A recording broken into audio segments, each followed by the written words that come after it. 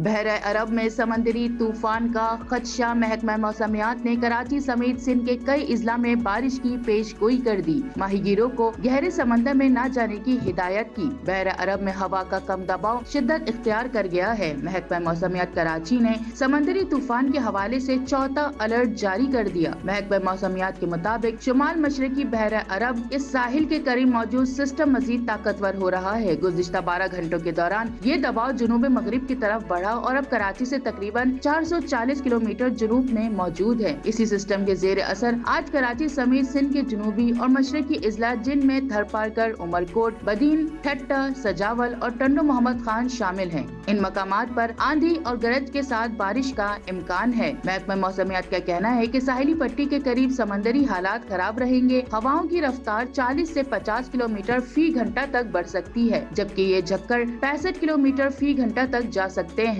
माहीगीरों को खुसूसी तौर पर खबरदार किया है कि 3 अक्टूबर तक गहरे समंदर में जाने से गुरेज करें। महकमा मौसमियात के मुताबिक अगले 2 रोज के दौरान वस्ता और मगरबी बहरा अरब में भी समंदर में तेजी का इम्कान है, जबकि साइक्लोन वार्निंग सेंटर कराची इस सिस्टम की मुसलसल निगरानी कर रहा है। कराची समेत सिंध के कई अजला में बारिश के इम्कानात से मौसम खुशगवार हो सकता है। ताहम समंदरी तूफान के खतरे के बाद हुक्काम ने एहतियाती तदबीर इख्तियार करने पर जोर दिया।